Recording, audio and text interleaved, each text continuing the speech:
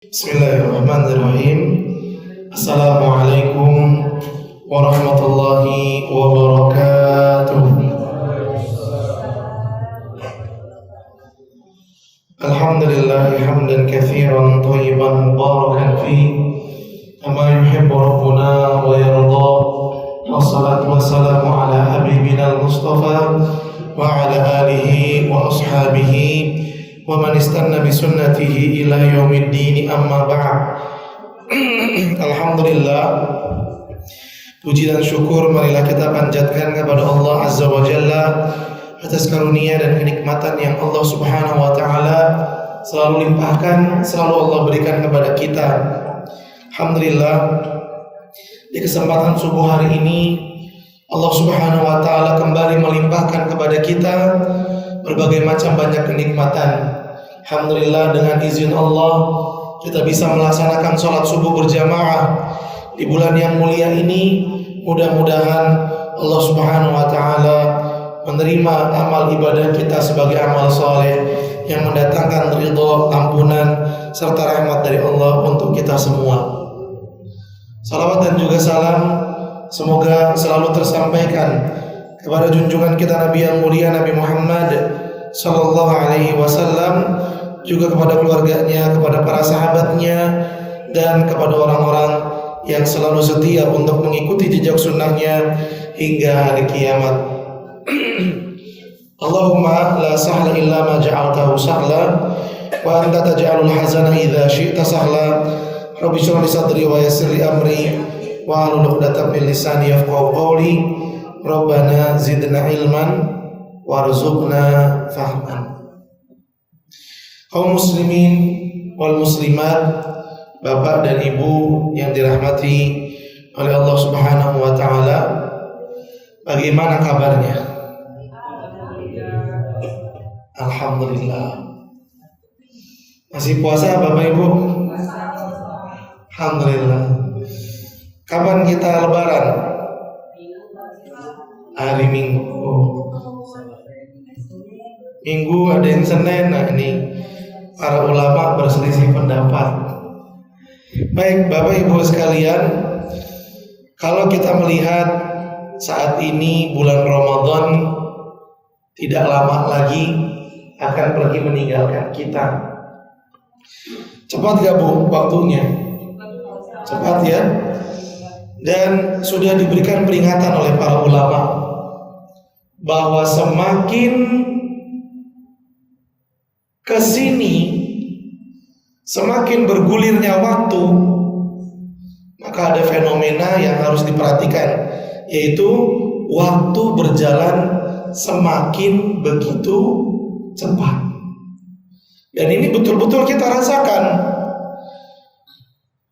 Rasanya baru kemarin kita bertemu dengan bulan Ramadan. Ada yang masih ingat hari apa pertama bulan Ramadan? Hari apa? Hari Sabtu. Ada yang hari Jumat? Ada ya. Insyaallah kita sama karena mengikuti bagaimana hasil sidang isbat. Dan itulah yang diajarkan, dibimbing oleh Nabi sallallahu alaihi wasallam, di mana Nabi sallallahu alaihi wasallam mengatakan, berpuasalah kalian saat orang-orang berpuasa dan berlebaranlah kalian saat orang-orang lebaran.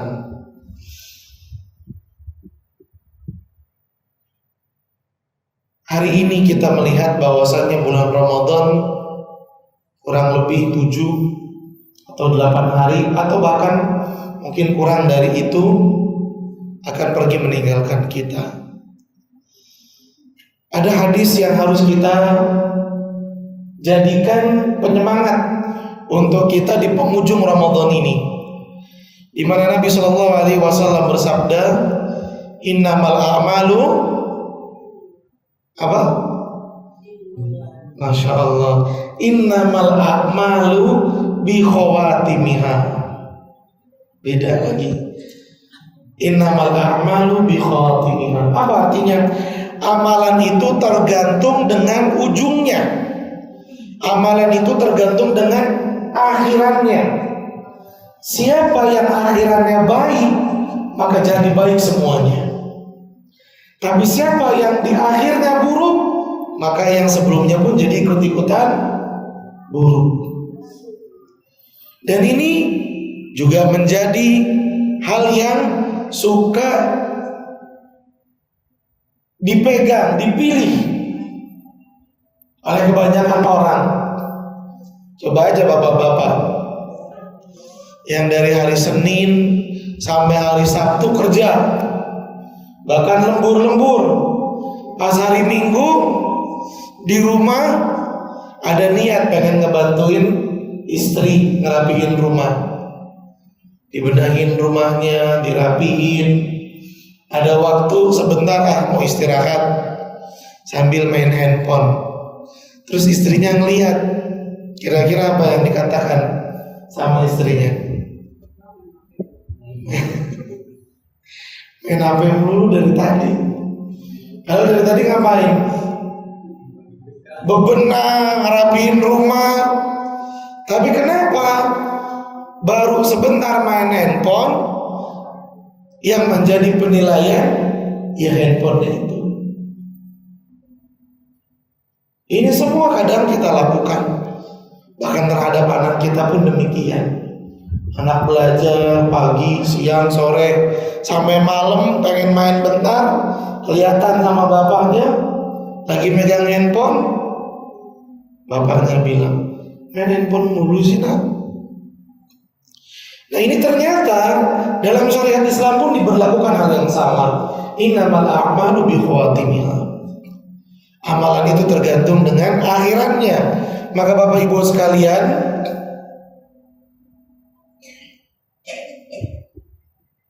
di hari-hari terakhir bulan Ramadan ini adalah hari-hari penentu bagi kita.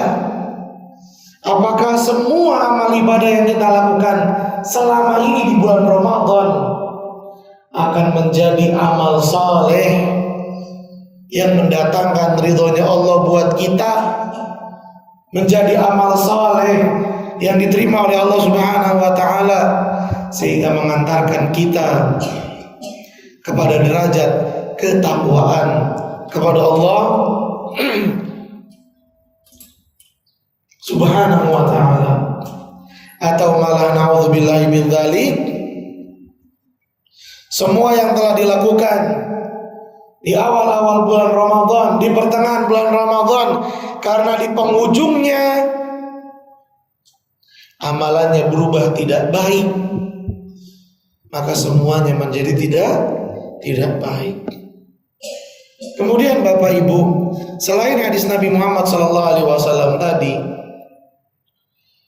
hal yang juga harus kita waspadai, bahwa di 10 hari terakhir bulan Ramadan itu kebanyakan umat Islam di negara kita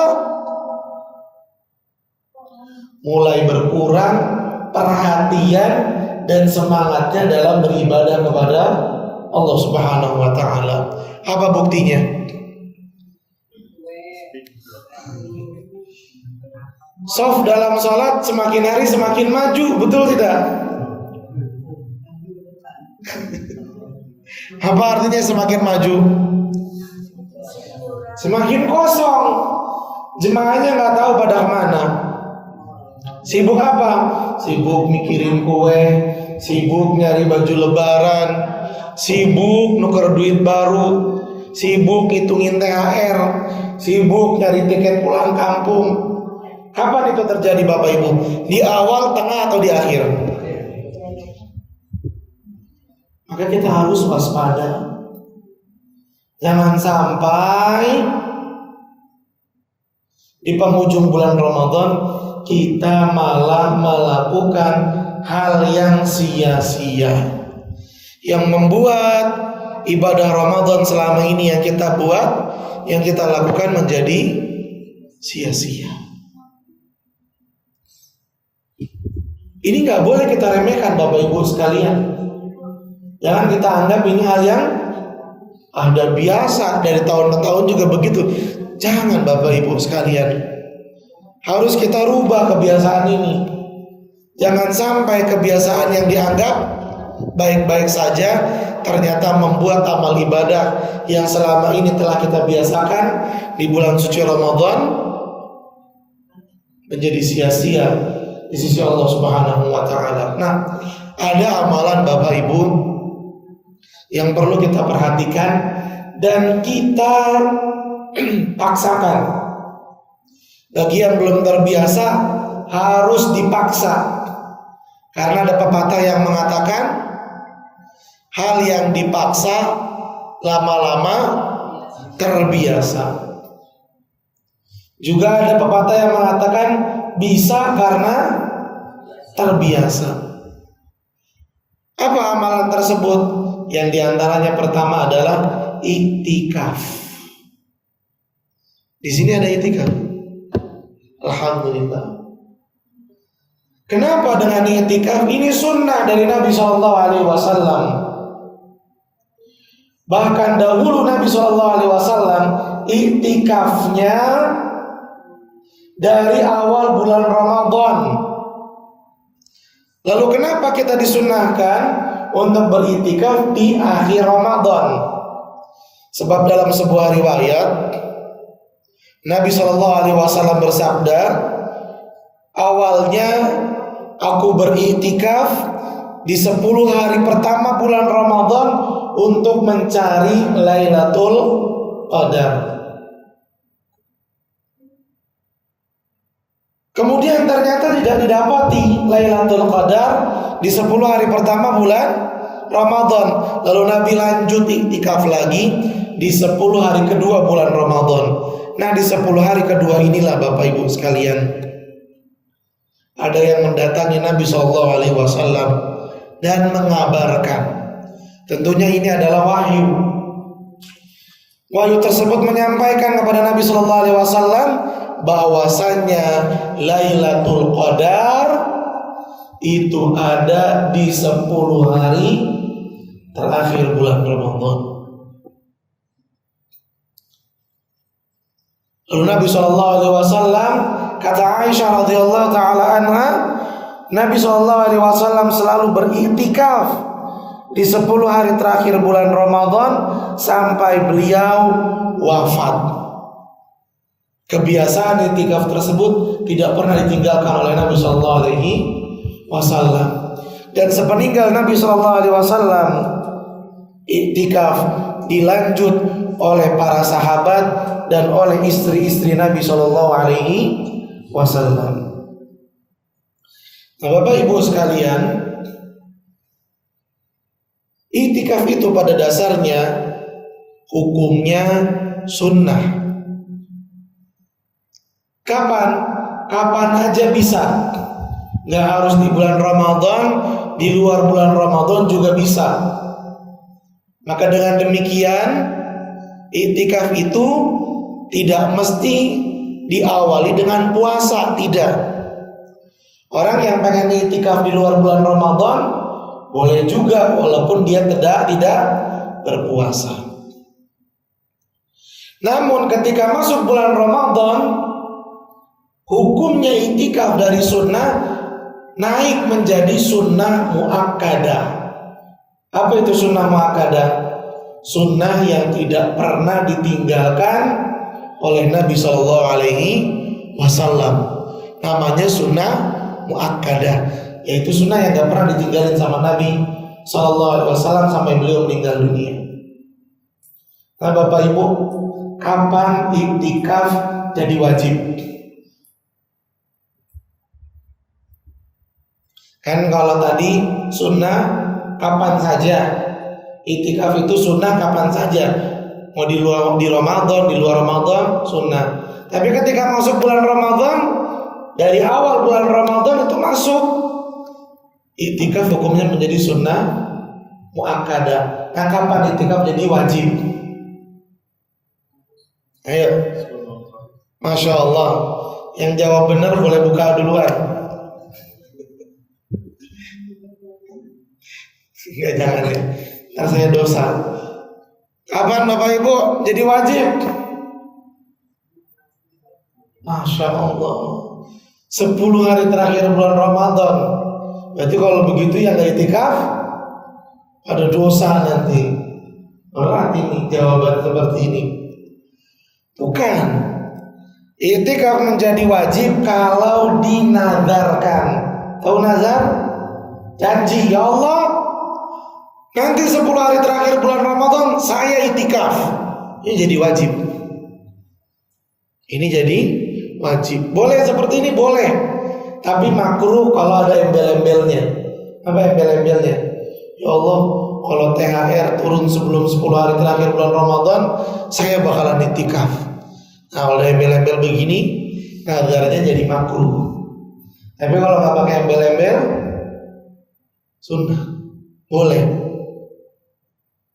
Tapi Bapak Ibu sekalian, kemudian yang perlu kita perhatikan yaitu tentang adab-adab saat i'tikaf. Qadarullah, error.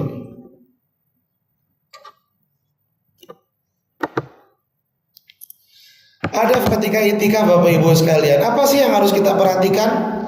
Karena jangan sampai orang i'tikaf di masjid itu cuma pindah tempat tidur. Dari rumah bukan bawa Quran, bawanya bantal. Mau kemana? Mau i'tikaf. Masya Allah, ucapannya udah bagus, tapi yang dibawa bantal. Ini mau i'tikaf apa mau numpang tidur? Tidak Bapak Ibu, orang yang cuma numpang tidur maka dia tidak melakukan nilai i'tikaf yang sesungguhnya. Apa sih i'tikaf itu? I'tikaf adalah momen di mana seseorang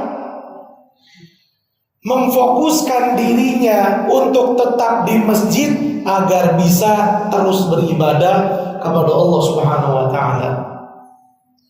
Jadi itulah makna i'tikaf, fokus di masjid agar bisa beribadah kepada Allah Subhanahu wa taala.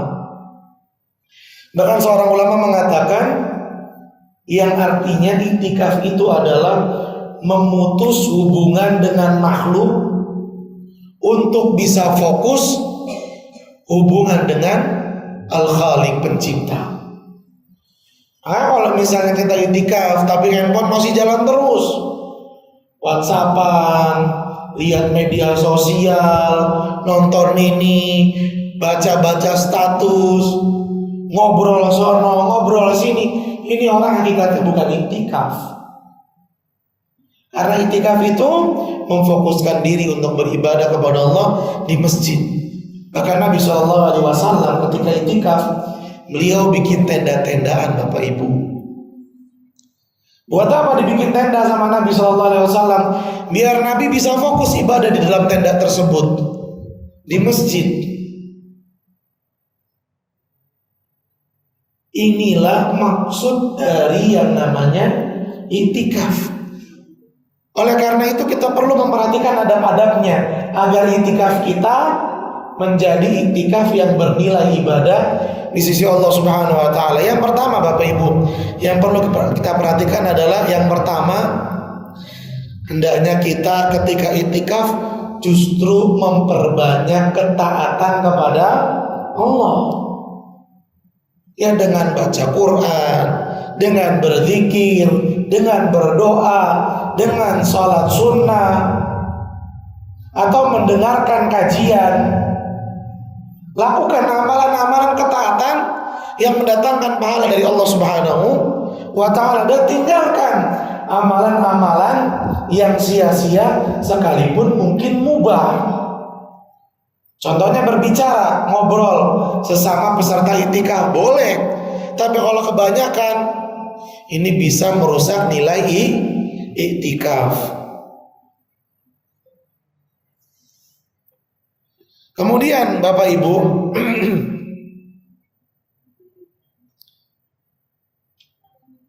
yang juga kita harus perhatikan adalah dalam beriktikaf, hendaknya bagi kaum laki-laki iktikafnya di masjid yang melaksanakan sholat Jumat.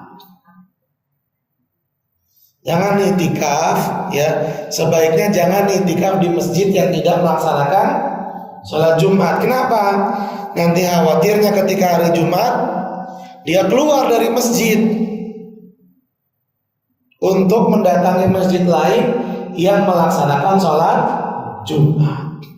Lebih-lebih lagi di masjid yang tidak menegakkan sholat 5 waktu berjamaah. Emang ada masjid begitu? Ada. Contohnya masjid apa? Masjid di area perkantoran yang tidak ada imam rawatibnya. Lebih baik dihindari. Cari masjid yang melaksanakan sholat 5 waktu, lebih-lebih lagi melaksanakan sholat Jumat. Agar apa? Agar dia bisa tetap berada di masjid, tidak keluar. Kenapa? Karena di antara yang membatalkan ibadah iktikaf apabila seseorang keluar dari masjid tanpa adanya kebutuhan. Siapa yang sudah berniat untuk iktikaf, kemudian dia keluar tanpa ada alasan yang mendesak, batal iktikafnya. Menjadi batal iktikafnya. Kalau batal, kenapa? Ya dia nggak dapat pahala iktikaf. Lain halnya dengan perempuan. Kalau perempuan nggak boleh, karena bagi perempuan sholat 5 waktu berjamaah bukanlah kewajiban. Bukan kewajiban. Ya kalau perempuan mau iktikaf di mana? Di musola-musola, di gangannya yang tidak menegakkan sholat Jumat misalnya, atau bahkan nggak ada sholat 5 waktu berjamaah, cuma kadang-kadang boleh bagi perempuan. Tapi untuk perempuan ada syaratnya. Kalau perempuan pengen iktikaf, hendaknya minta izin terlebih dahulu dengan suaminya. Minta izin kepada suaminya untuk melaksanakan iktikaf. Dan bagi para suami yang apabila mendapati istrinya ingin beribadah kepada Allah, maka jangan dihalangi, tapi didukung, disupport, diperhatikan. Kemudian hal yang kedua yang perlu diperhatikan juga oleh para perempuan ketika iktikaf, hendaknya menjaga diri agar terhindar dari yang namanya fitnah. Seperti tata cara berpakaiannya harus diperhatikan. Jangan sampai keluar rumah berdandan pakai minyak wangi yang begitu menyengat sampai membuat fitnah untuk orang lainnya, tidak boleh. Juga nih dalam masalah iktikaf, bahkan di luar iktikaf, ketika azan berkumandang, Nabi mengajarkan kita untuk banyak berdoa. Kenapa? Karena doa di antara azan dan iqamah, ya di antara dua waktu ini kata Nabi SAW adalah waktu mustajab doa. Siapa yang berdoa di antara azan dan qomat akan dikabulkan doanya oleh Allah Subhanahu wa taala. Maka ketika kita selesai dengar azan, banyak baca doa. Banyak-banyak baca istighfar. Dan jauhi serta tinggalkan habis azan malah banyak ngobrol. Bapak Ibu sekalian, ini seringkali tidak dirasa habis azan ngobrol. Kenapa? Mungkin qomat. Kita di masjid niatnya mau ngapain? Mau ibadah apa mau ngobrol? Ini rumah Allah Subhanahu wa taala yang Allah izinkan hanya untuk beribadah kepada Allah Subhanahu wa taala. Kemudian Bapak Ibu sekalian, durasi, tahu durasi ya? Berapa lama sih kita dianggap sebagai orang yang iktikaf? Harus berapa jam di dalam masjid? Apakah namanya iktikaf itu harus 10 hari terakhir, dari hari pertama, dari hari 21 sampai subuh hari lebaran itu harus ada di masjid mulu baru dibilang iktikaf? Atau boleh iktikafnya cuma malam doang, habis subuh pulang ke rumah karena masih ada kewajiban untuk kerja? Bagaimana Bapak Ibu? Iktikaf itu waktunya bagaimana? Harus full 10 hari atau boleh nggak 10 hari? Saya senangnya sama jemaah sini nih, nggak ada yang mau sombong. Kalau jawab takut sombong katanya. Apa Bapak Ibu? Minimal waktu dianggap orang itu itikaf berapa jam? 1 jam. 1 jam. Berarti kita ini bisa disebut itikaf nggak Bapak? Bisa nggak? Gak apa-apa Bapak Ibu. Toh kalau salah di sini nggak bakalan saya suruh berdiri di depan, kan nggak gitu. Iya, para ulama berselisih pendapat dalam masalah durasi minimal orang dianggap iktikaf. Tapi pendapat yang paling kuat mengatakan tidak ada durasi minimal. Paling enggak orang sholat sunnah 2 rakaat di masjid dengan niat iktikaf, dia dianggap iktikaf. Makanya nih Bapak Ibu sekalian, ini diantara pemikiran yang cerdas. Ya, kalau kita lihat diri kita bakalan lama di masjid, tambahin niat iktikaf. Biar kita double tuh dapat pahala. Pahala ibadah misalnya sholat wajib atau dengerin kajian begini plus pahala iktikaf. Karena iktikaf itu ibadah. Tapi diniatin berapa nih? Insya Allah saya mungkin itikaf sampai jam 6. Ya jangan keluar sampai jam 6. Kalau udah diniatin sampai jam 6 misalnya nih, kayak kita bakalan keluar kan nanti jam 6-an. Kalau udah diniatin sampai jam 6, jangan keluar pokoknya sampai jam 6. Karena diantara pembatal itikaf adalah keluar dari masjid. Bisa dipahami Bapak Ibu sekalian? Memang cuman kata para ulama yang afdol, yang paling utama, durasi minimal, kita ngomongin bukan durasi maksimal. Durasi minimal yang paling utama sehari semalam. Kalau mau bilang yang paling utama, durasi minimal itu 1 hari 1 malam. Tapi bukan berarti orang yang cuma 1 malam doang nggak dianggap itikaf, enggak. Tetap dianggap itikaf. Dengan begitu Bapak Ibu, bagi yang masih punya tanggungan kewajiban kerja di 10 hari terakhir bulan Ramadan, belum ada yang namanya liburan, tidak berkecil hati, masih punya kesempatan buat itikaf. Kapan? Malamnya. Habis tarawih mungkin pulang dulu untuk makan, tadinya belum makan, siap-siap bawa bekal buat ke masjid agar ibadahnya bisa lebih fokus. Datang ke masjid, niatin sampai subuh, jangan keluar. Itu boleh. Juga demikian misalnya, bagi yang merasa berat kalau itikafnya di malam hari doang, 10 hari terakhir full, tapi cuma malam kayaknya masih berat buat dia. Bagi yang perempuan misalnya, harus ngurus ini, ngurus itu, ngatur ini, ngatur itu, silakan pilih malam-malam ganjil. Kayak tadi malam nih, di malam kan malam ganjil, iktikafin Bapak Ibu, diiktikafin.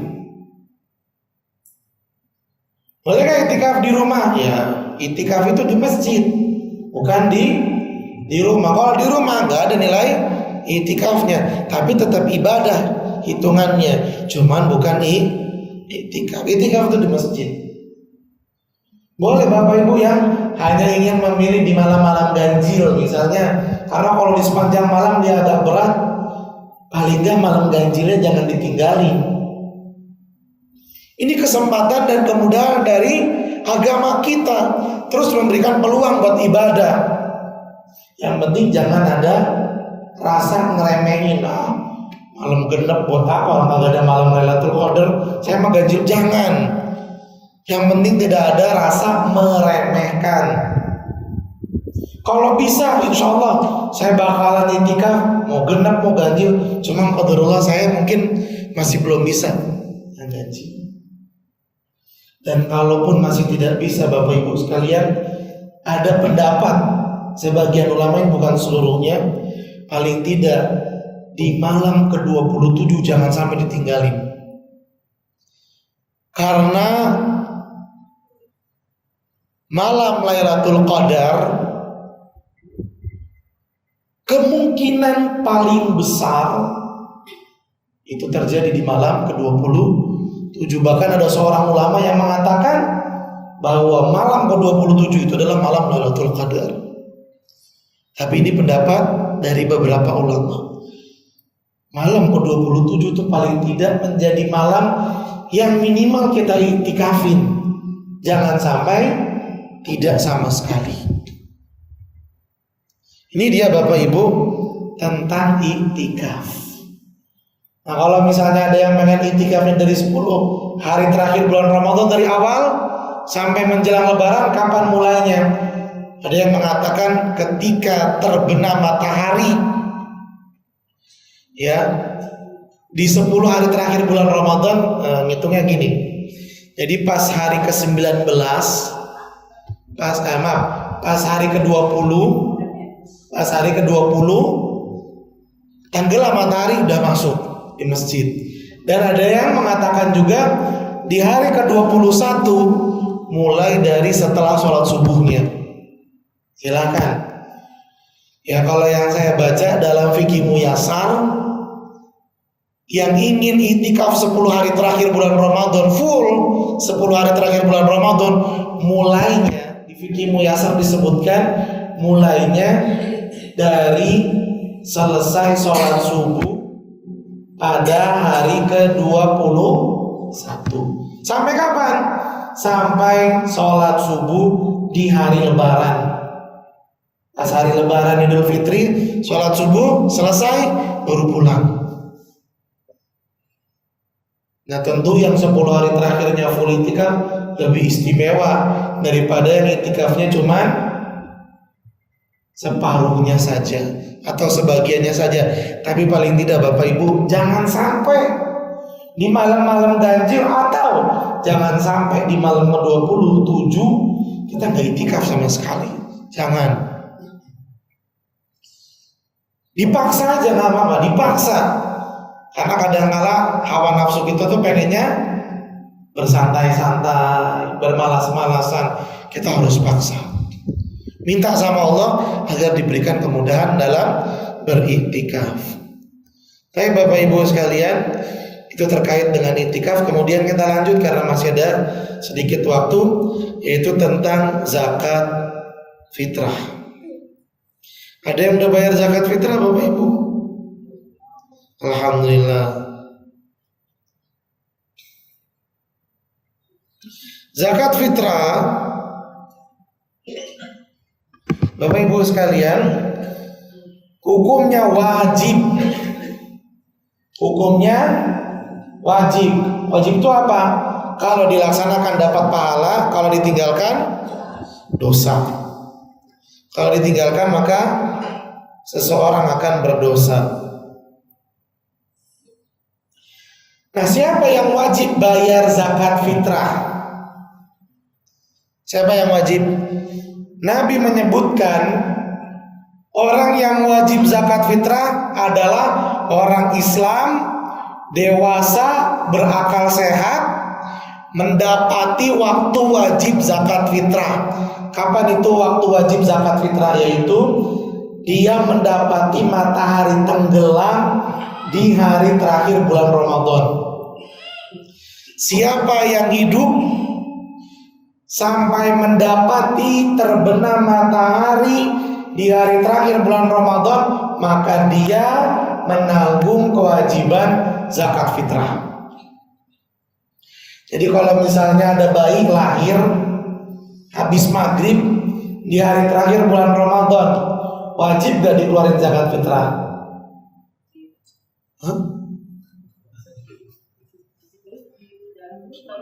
Nah, kalau dalam perut itu sunnah Bapak Ibu. Itu sunnahnya Utsman bin Affan. Sunnah, gak wajib. Nah, kalau dia lahir tapi habis maghrib, wajib apa enggak? Kita ngomongin wajib ya. Hei Bapak Ibu, ada yang jawab? Hah? Karena udah keluar. Tadi patokannya apa? Patokannya mendapati waktu dia hidup berpapasan dengan tenggelamnya matahari di hari terakhir bulan Ramadan. Nah, kalau ada bayi lahir setelah maghrib, dia nemuin matahari tenggelam apa enggak? Enggak. Kan baru lahirnya apa? Habis maghrib. Maghrib itu matahari tenggelam duluan. Maka dengan begitu bayi yang baru lahir setelah maghrib enggak wajib, tapi dianjurin. Ada orang meninggal sore hari terakhir bulan Ramadan, ahli warisnya wajib gak ngeluarin zakat fitrah buat dia? Hah? Sore hari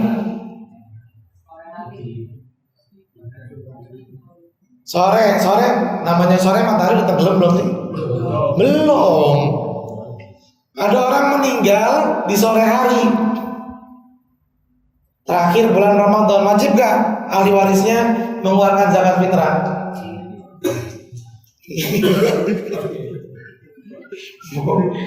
Yang wajib itu yang dia ngerasain, menemukan, mendapati matahari tenggelam. Siapa yang matahari tenggelam nih? Anggaplah matahari tenggelam jam berapa sih? Coba kita taksir aja. Jam 6 lah ya. Ya biar gampang aja nih, Mak. Biar gampang. Jam 6 tuh matahari tenggelam. Maka siapa yang hidup sampai jam 6, dia wajib untuk mengeluarkan zakat fitrah. Kenapa? Karena dia bertemu dengan tenggelamnya matahari. Ini mohon maaf sekali lagi, jam 6 ini bukan patokan, ini cuma contoh doang. Nah, kalau ada orang meninggal jam 4, ahli warisnya wajib gak mengeluarkan zakat fitrah? Tidak, karena dia tidak sampai bertemu dengan matahari tenggelam, makanya dia gak wajib. Tapi kalau dia meninggalnya habis sisa, wajib. Kenapa? Karena dia ketemu tenggelamnya matahari. Jelas atau tidak? Jelas ya. Yang ketiga, punya kelebihan makanan pokok untuk dirinya dan keluarganya nanti di Lebaran. Jadi pas di Lebaran dia melihat berasnya dia masih ada 5 kilo lah, anggap. Buat dia sama keluarganya ini masih cukup, bahkan lebih. Nah, kalau punya kelebihan makanan pokok nih, artinya dia wajib zakat fitrah. Jadi zakat fitrah itu wajib buat orang yang memenuhi 3 kriteria tadi: Islam, dewasa, berakal sehat, mendapati waktu tenggelamnya matahari di hari terakhir bulan Ramadan. Yang terakhir, punya kelebihan makanan pokok buat diri dia, keluarganya untuk hari Lebaran. Bisa dipahami Bapak Ibu? Itu adalah orang yang wajib untuk zakat fitrah. Dengan demikian berarti anak kecil, orang dewasa, laki, perempuan, orang merdeka, bahkan budak. Budak itu orang yang belum merdeka atau disebut dengan hamba sahaya, juga wajib untuk bayar zakat fitrah. Semua orang Islam wajib bayar zakat fitrah kalau memenuhi 3 syarat tadi. Cuman pertanyaannya, siapa yang bayarin? Karena nggak semua yang wajib dia sendiri yang bayar. Contohnya anak kecil. Nggak mungkin kan anak kecil bayar zakat buat dirinya sendiri. Karena apa? Karena dia belum punya apa? Belum punya nasi, belum punya beras, belum punya uang, belum punya penghasilan. Jadi yang wajib mengeluarkan ini siapa? Yaitu kepala rumah tangga, para bapak, para suami. Mereka yang mengeluarkan zakat buat siapa? Yang pertama buat dirinya sendiri, buat istrinya, buat orang tuanya, buat anaknya yang belum punya penghasilan. Dan ditambahan yang mungkin banyak orang belum tahu, buat pembantu yang bantu-bantu di rumahnya. Tuh, pembantu kita yang bayarin dia. Disunahkan pembantu dikeluarkan zakat fitrahnya oleh majikannya. Walaupun hukum asalnya pembantu itu sendiri yang bayar. Tapi sunnahnya majikan mengeluarkan zakat fitrah untuk pembantu, untuk ART.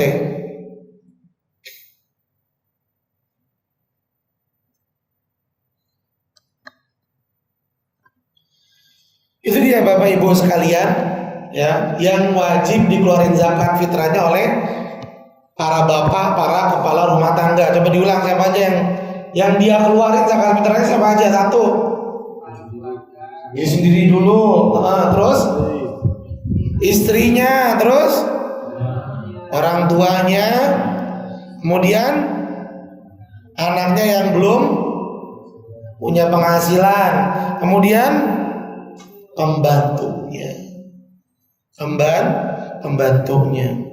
Nah, gimana kalau orang tuanya kaya,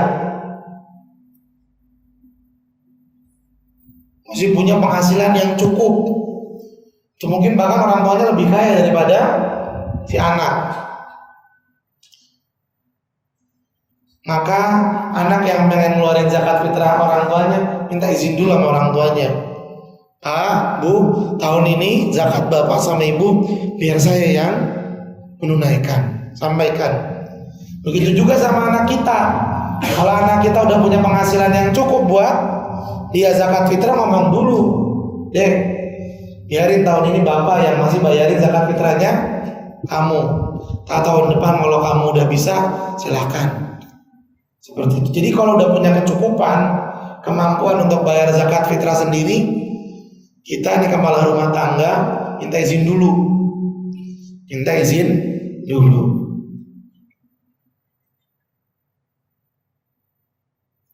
Nah Bapak Ibu sekalian, zakat fitrah itu berapa liter? Umumnya, kita ngomongin umumnya, bukan perselisihan para ulama. 3,5 liter ya. Kita lihat di rumah, biasanya sehari kalau satu keluarga berapa liter makan, Pak? Kurang lebih. Ini buat gampang hitung-hitungnya aja. 1 liter. Bukan buat sendiri, Bu. Sekeluarga. Sehari berapa liter? Anggap 2 liter ya. 2 liter. 2 liter buat satu keluarga. Satu keluarga itu misalnya anggap ada 5 orang dah. Ya, 2 liter buat 5 orang. Ini kan 5-5-nya harus keluarin zakat fitrah ya Bapak Ibu ya. Suami, istri, anaknya 3, anggap gitu. Nah di rumah ternyata berasnya itu tinggal 5,5 liter. Jadi pahami ya? Di rumah di hari terakhir bulan Ramadan melihat, wah, buat besok Lebaran sisa beras di rumah tinggal 5,5 liter. Kan tadi kalau buat keluarga untuk makan diambil berapa? 2 liter. Kalau diambil 2 liter tinggal berapa tadi? Ini matematika biasanya seru nih. Kalau nggak pakai hitung-hitungan tuh tidur semua. Tinggal 3,5, betul nggak? Sedangkan di rumah tangga tersebut ada berapa anggota keluarga? 5. Ini cuma 3,5. Ini berarti cuma 1 paket zakat fitrah ya kan? Ini cuma 1 paket zakat fitrahnya, karena cuma sisa 3,5 liter. Nah, ini zakat fitrah atas nama siapa nih? Bapak, ibu, maksudnya suami, istri, apa anak? Siapa nih yang kita dahulukan? Ini siapa?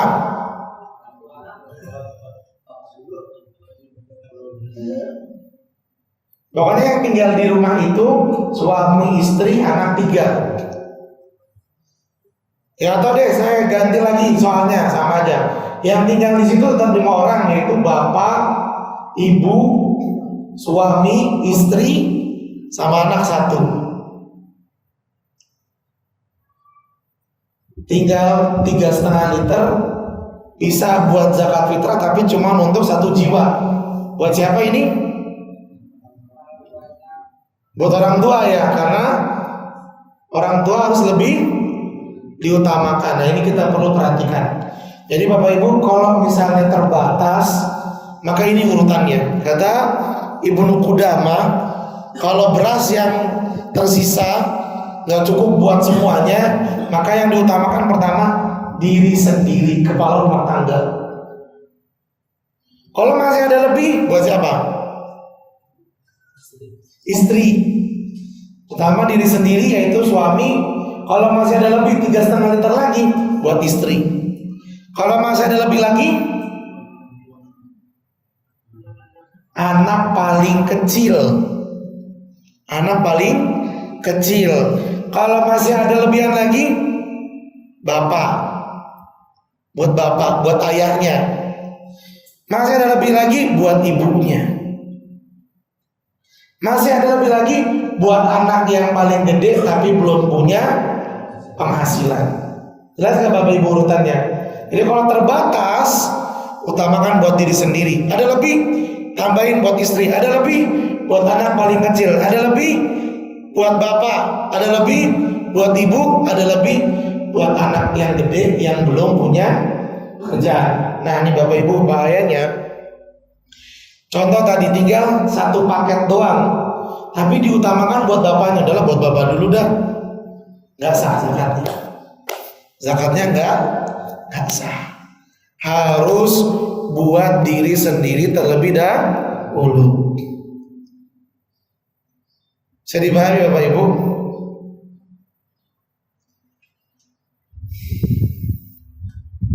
Atau ini juga gambaran nih. Di rumah memang beras tinggal 2 liter, cukup buat lebaran sama keluarga, dan masih nyimpen duit. Ini duit bisa buat beli beras atau buat bayar zakat fitrah ke panitia masjid. Tapi sayangnya dia punya hutang. Mana yang diutamain? Bayar hutang apa zakat fitrah?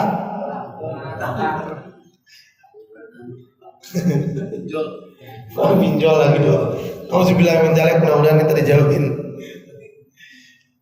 Mana Bapak Ibu? Kenapa bayar hutang dulu? Wajib. Lah emang zakat fitrah kagak wajib? Sama-sama wajib loh ini. Ayo, zakat fitrah dulu, bayar hutang dulu, masya Allah. Jadi Bapak Ibu, para ulama menjelaskan ini dengan jawaban yang bijak. Lihat kapan jatuh tempo bayar hutang. Kalau jatuh temponya udah deket, wajib bayar hutang dulu. Dan dia nggak dosa kalau nggak bayar zakat karena mendahulukan bayar hutang. Tapi kalau jatuh temponya masih lama, masih 2 bulan lagi atau bahkan 1 bulan lagi, masih cukup buat nyari uang, maka utamakan bayar zakat fitrah dulu. Kemudian Bapak Ibu, tadi sudah kita sebutkan ya, bahwasanya zakat fitrah itu takarannya 3,5 liter. Memang banyak perselisihan oleh para ulama, yang diperselisihkan oleh para ulama, karena asalnya dulu Nabi bukan pakai takaran liter atau kilo, tapi Nabi bilang 1 sok. Sok itu ukuran volume zaman dulu. Gimana bentuknya? 1 sok itu 4 kali kayak begini ya, ini apa nih? 2 telapak tangan kita nih kalau lagi berdoa, itu namanya 1 mud. Kalau 4 kali ngambil, itu namanya 1 sok. Nah ada ulama Madinah sampai sekarang kalau zakat fitrah gitu. Yang dia lihat gandum di rumahnya, dia hidup 1, 2, 3, 4, tadi buat 1 jiwa. Sampai sekarang ada yang seperti itu. Jadi pakai takaran volume di kedua tangan. Nah kenapa terjadi perselisihan? Karena tangan orang beda-beda. Ada yang tangannya gede, dan tangannya apalagi negara-negara beda-beda. Makanya jadi perselisihan. Takaran zakat fitrah di negara Indonesia sama di daerah Afrika mungkin yang tangannya besar, volumenya beda. Apalagi dikonversikan ke ukuran berat. Kalau ini kan ukuran volume ya, bukan berat. Dari ukuran volume dikonvers ke ukuran timbangan, makin aneh lagi nantinya. Makanya ada yang bilang 2,5 kilo, 2,7 kilo, 3 kilo. Jadi mana yang benar? Cari yang paling gede kalau kita mampu. Karena kelebihan itu lebih baik daripada kurang. Kalau kelebihan tetap sah, kalau kurang nggak sah jadinya. Kalau ada uang lebih, lebihin aja. Karena dalam urusan zakat, kelebihan nggak apa-apa, tetap sah. Justru kalau kurang malah jadinya nggak sah. Lalu kapan kita ngeluarin zakat fitrah? Ngeluarin zakat fitrah itu 1 atau 2 hari sebelum lebaran. Boleh 1 sampai 2 hari sebelum lebaran. Ini kalau ngeluarinnya langsung disalurkan ke fakir miskin. Tapi kalau kita bayar dulu ke masjid, ke panitia zakat fitrah, seminggu sebelumnya juga boleh. Kenapa? Karena ujung-ujungnya sama panitia masjid juga bakal dibagiin 1 atau 2 hari sebelum lebaran. Tapi kalau kita sendiri yang nyalur ke fakir miskin, maka jangan lebih dari 2 hari sebelum lebaran. Nanti nggak kehitung. Seminggu lagi lebaran saya keluarin zakatnya, jangan. Kecuali mau nitipin dulu ke masjid, baru boleh, karena nanti masjid nyalurinnya juga 1 atau 2 hari sebelum lebaran. Nabi mengatakan, siapa yang menunaikan zakat fitrah sebelum sholat Idul Fitri diterima sebagai zakat fitrah. Tapi siapa yang mengeluarkannya setelah siapa yang mengeluarkannya setelah sholat Idul Fitri, maka bukan dihitung sebagai zakat fitrah, dihitungnya sebagai sedekah biasa. Nah ini Bapak Ibu nih, hati-hati nih ya. Kalau pengen nitipin zakatnya di masjid, jangan mepet-mepet. Karena takutnya nanti berasnya udah buru habis. Sedangkan panitia masjidnya pengen beli beras, tokonya udah pada tutup. Kalau pengen nyalurin zakatnya ke masjid, seminggu sebelumnya udah bayar aja dulu, biar aman, biar panitia masjidnya juga nyaman. Jangan bayar ntar subuh hari lebaran. Memang itu lebih disunahkan kalau kita langsung nyalurin ke fakir miskin. Tapi kalau kita nyalurinnya ke masjid, nah ini repot. Ini repot. Yang terakhir Bapak Ibu, boleh gak zakat fitrah pakai duit?